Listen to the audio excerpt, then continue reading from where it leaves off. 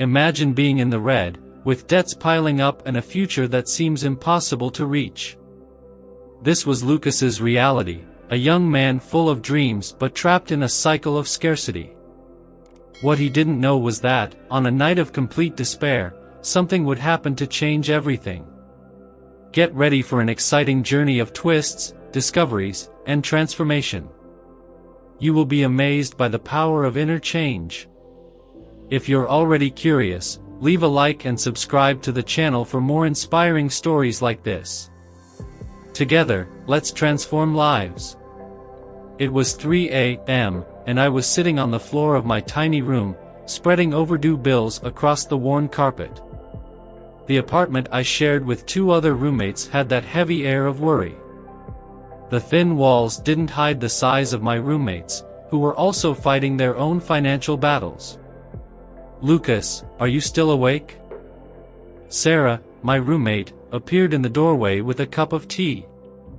I couldn't sleep thinking about the bills too. I lifted my eyes from the statements and tried to force a smile. At least we're not alone in this, right? "How's the freelance work going?" she asked, sitting down beside me. "Barely covers the basics," I replied, showing the screen of my phone with the negative balance. Minus $350 in the account. And there are still 15 days until the end of the month. Sarah held my hand for a moment. "It's going to get better, Lucas. It has to get better." But I wasn't so sure. At 22, my reality was a perfect reflection of what I feared the most, being trapped in an endless cycle of debt. The student loan felt like a constant weight on my shoulders, growing every month with interest that seemed to multiply on its own. "Mark asked if you'll be able to pay your part of the rent this week," Sarah commented hesitantly. I felt my stomach churn. Mark, our other roommate, was understanding, but his patience was wearing thin. "I'll try to pick up a few more design jobs this week," I murmured, knowing the chances were slim. I got up and went to the window. Outside, the city lights twinkled like distant stars, each representing people with their own struggles. I wondered how many of them were awake at that moment, also counting coins and doing impossible math. "You know what's worse, Sarah? It's not just the money. It's this feeling of failure. Like I'm letting everyone down. My parents sacrificed so much for me to be able to study." "Lucas, you're not a failure," Sarah interrupted firmly. "You're just going through a tough time." I looked at my makeshift desk, where my laptop rested next to dozens of unfinished designs. Work that I took on for ridiculously low pay, trying to build a portfolio while struggling to survive. "Sometimes I wonder if I made the right choice," I confessed. "Maybe I should have taken a safer path, you know? A regular job, with a fixed salary. And waste your talent?" Sarah shook her head. "You were born to create, Lucas. You just need to find your way." That night, I lay in my narrow bed thinking about how many other people were living the same story. People with dreams too big for their bank accounts, with talents waiting for an opportunity to shine. The stained ceiling of my room seemed to mock my dreams of success. "There has to be a way," I whispered to the dark. "There must be something beyond this daily struggle."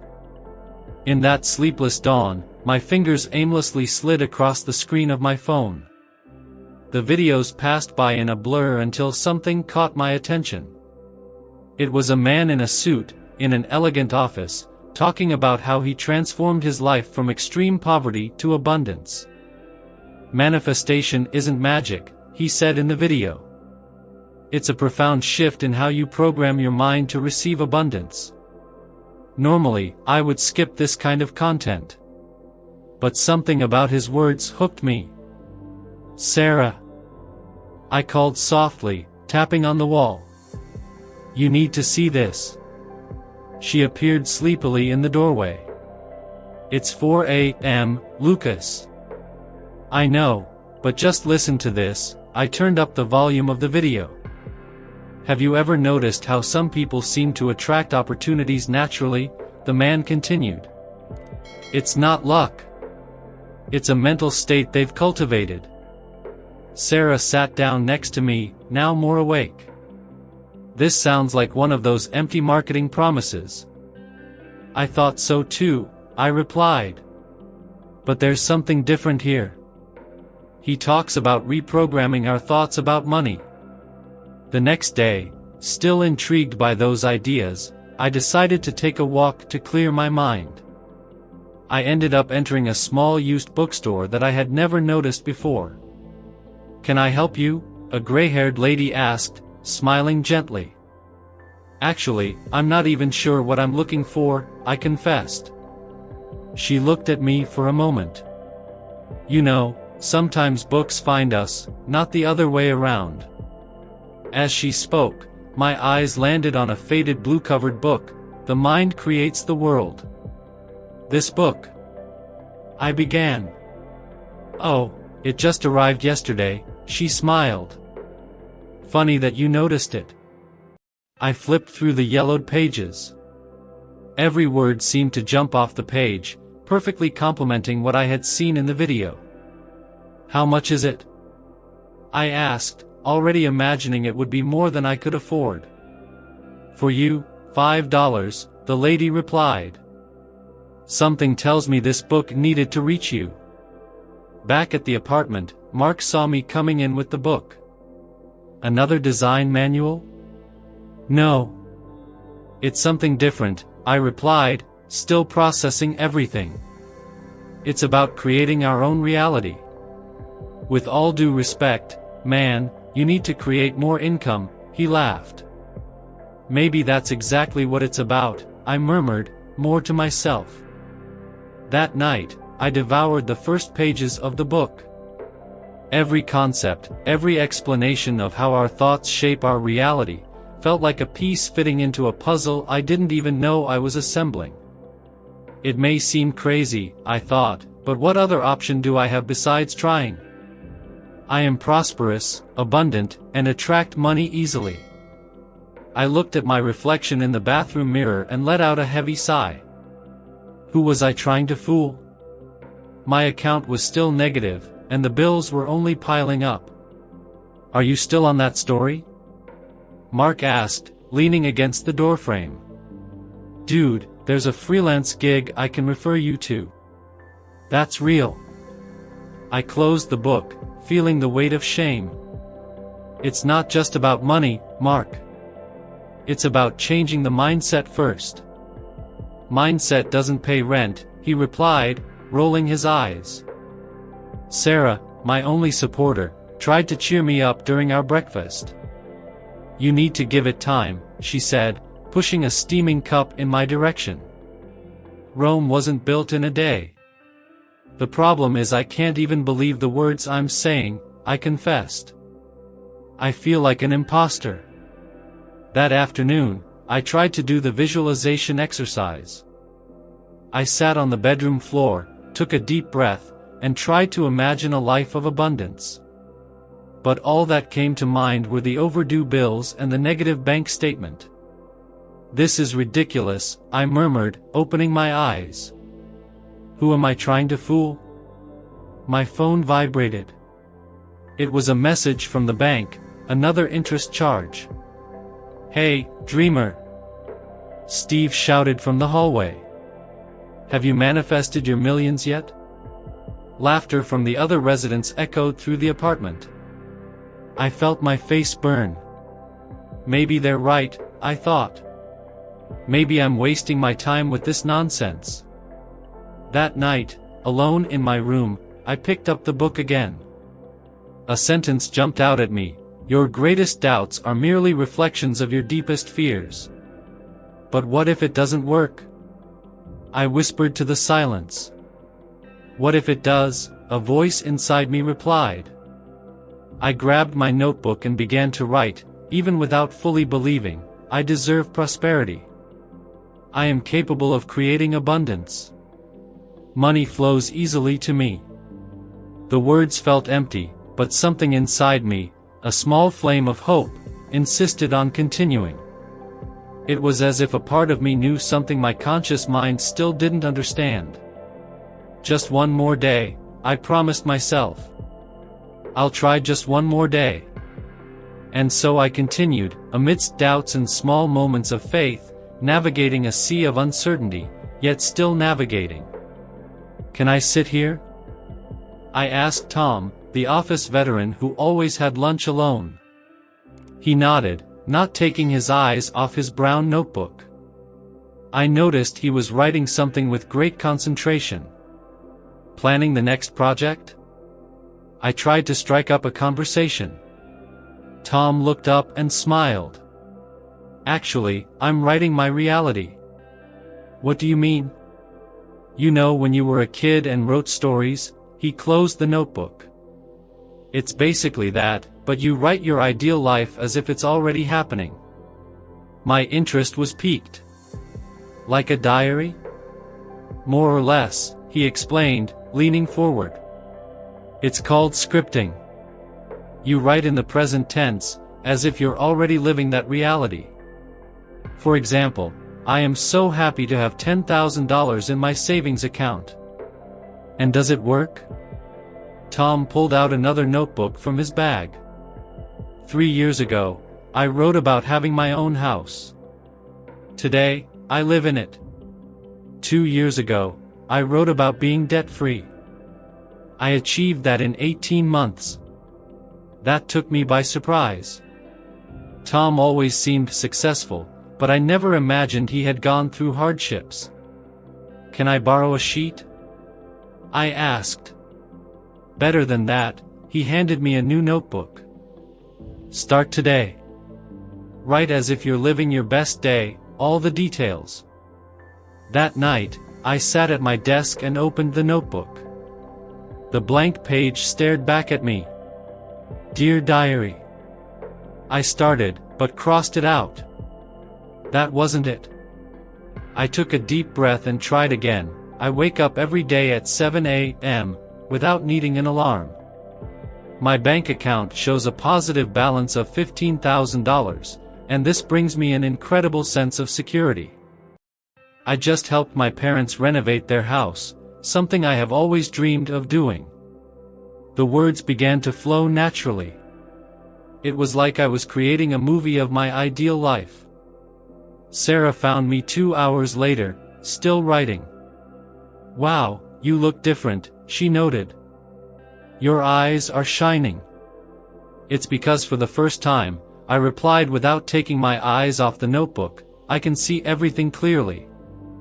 It's no longer a vague dream. It's a plan, a story I'm writing and living." Each day, I dedicated an hour to writing. Sometimes it was big achievements. Other times, small details of everyday life. But every word written seemed to plant a seed of possibility in my future. "It's like I'm programming my internal GPS," I explained to Tom the following week. "Now I know exactly where I want to go." "And that's exactly it," he smiled. "Keep writing your story. The universe is reading." I opened my email with no great expectations that morning. Among the usual messages, one caught my attention, looking for a designer for a special project. "Your portfolio was highly recommended. Budget, $3,000. I read it 3 times. It was almost triple what I used to charge. "Sarah!" I shouted. "You won't believe it." She came running from her room. "What is it?" "Remember that small job I did last month? The client referred me for a bigger project." "That's amazing," she hugged me. "See? Things are changing." That night, flipping through my scripting notebook, I found something I had written weeks ago: "Clients value my work and pay what it's truly worth." A chill ran down my spine. "Tom." I called him the next day. "It's happening. The things I wrote. They are materializing." He smiled, as if he had been expecting this. "Keep watching. It's going to get even better." And it did. The following week, I received a notification for an online course I had always wanted to take. The price, $500. Before, I would have dismissed it immediately. But something had changed in me. "I'm going to invest," I decided. Mark looked at me as if I were crazy. $500? With all your bills? "It's an investment," I replied, surprised by my own confidence. "Besides, I just closed a project that will pay much more than that." The course proved to be transformative. In a month, I learned techniques that revolutionized my work. "Your design looks different," commented a regular client. "More sophisticated. I'll need to increase your budget." At night, sitting at my desk, I realized that my posture had changed. I was no longer that insecure designer who accepted any amount. "How are the manifestations going?" Sarah asked, bringing me coffee. "You know what's crazier?" I replied. "It's not just the opportunities. It's how I feel. It's like you deserve more," she completed. "Exactly. And when you feel that way, you start to act differently. I make decisions that would have scared me before." I picked up my notebook and wrote, "Every day brings new opportunities for growth." My confidence naturally attracts abundance. This time, the words didn't seem empty. They were truths I was starting to live. "It's like the universe is conspiring in my favor," I commented to Tom the next day. "No," he corrected me. "It's you who is finally conspiring in your own favor." My phone rang at 9 a.m. It was David, the CEO of the startup that had contacted me the week before. "We want you as our lead designer," he said. "Fixed contract, $8,000 a month, plus benefits." My hands trembled as I held the phone. "Can I think about it for a bit?" I replied, trying to keep my voice steady. "Of course, but we need an answer by tomorrow." I hung up and stared out the window. The morning sun looked different, brighter. Sarah walked into the room and found me frozen. "Hey, are you okay? You look like you've seen a ghost. Remember when I used to write about having a job that would give me financial freedom?" I showed her my scripting notebook. "It's right here, written 2 months ago." She took the notebook and read, "I work in an environment that values my creativity and I receive a salary that allows me to live peacefully." "Sarah, I just got a proposal exactly like that." That night, I couldn't sleep. My phone rang at 11 p.m. It was my mom, crying. "Son, the bank, they sent the final eviction notice." My heart sank. For years, I had watched my mom struggle to keep that house after my dad left. "Mom, how much do you need to pay it off?" $12,000, she sobbed. "But I don't want you to worry. I'll be there tomorrow." The next morning, I called David and accepted the offer. 2 hours later, I signed the contract. That same day, I transferred my first paycheck to my mom's account. When I arrived at her house, I found her sitting on the porch, holding the payment receipt. "How?" she asked, tears in her eyes. "Mom, remember when I talked about manifestation and you thought it was nonsense?" She smiled, taking my hands. "Son, it wasn't just the manifestation. It was your dedication, your persistence. It was everything together," I replied. "But you know what's more incredible? It's not the money itself. It's being able to see you at peace." That night, I watched my mom sleeping peacefully on the couch. The weight she had carried on her shoulders had vanished. Tom was right. the true manifestation wasn't about numbers in a bank account. It was about transforming lives, mine and the lives of the people I loved. I took my notebook and wrote, "True abundance is being able to share. It's seeing smiles replace tears. It's turning dreams into reality." For the first time, I completely understood the power of manifestation. It wasn't magic, it was a profound mindset shift that generated real actions and tangible results. Sitting in my new office, I opened the brown notebook that Tom had given me 6 months ago. The pages were filled with dreams that were now reality. Sarah walked in with 2 cups of coffee. "Still writing?" she asked, placing a cup on my desk. "Actually, I'm rereading. It's amazing how everything has changed." "You've changed," she corrected. "Remember how you were before? Always worried, always scared." I nodded, recalling. "You know what's crazier? I thought money would solve everything. But I discovered that true transformation happens here inside." I pointed to my chest. At that moment, my phone vibrated. It was a message from my mom, a picture of her smiling in the garden she had just planted. "See?"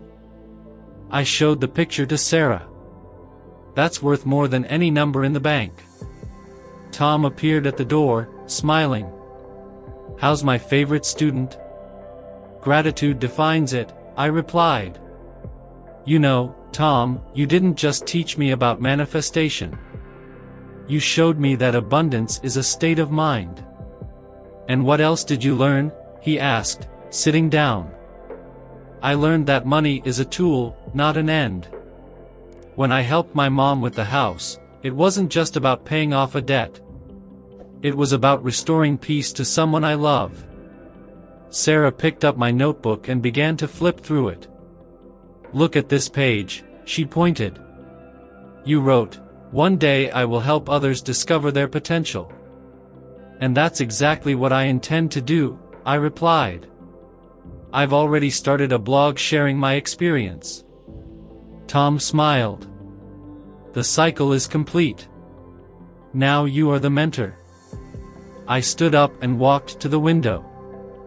The sun was setting, painting the sky orange. "You know what's more incredible?" I said. "Every person who reads my story can start their own transformation right now. It just takes one decision." I took my notebook and wrote one last entry. "True wealth is not in what we have, but in who we become." Every word I wrote in this notebook was a step toward who I really am. And you, reading this now, have the same power. Your story is waiting to be written. Sarah and Tom watched me in silence. "What are you going to write now?" Sarah asked. "New dreams," I replied. "Because I learned that there are no limits for those who believe. The only question is, are you ready to start your story?" I closed the notebook, knowing this was not an ending, but a new beginning. Because each day is a blank page, waiting to be filled with our boldest dreams. If this story inspired you, leave a like and help more people find this message. Comment below, what would you like to manifest in your life? Let's exchange ideas and build a community of abundance. And don't forget to subscribe to the channel to follow more amazing transformation stories. Turn on the notification bell so you don't miss any content. Remember, your change starts now, with a decision. Together, we can manifest dreams and transform lives.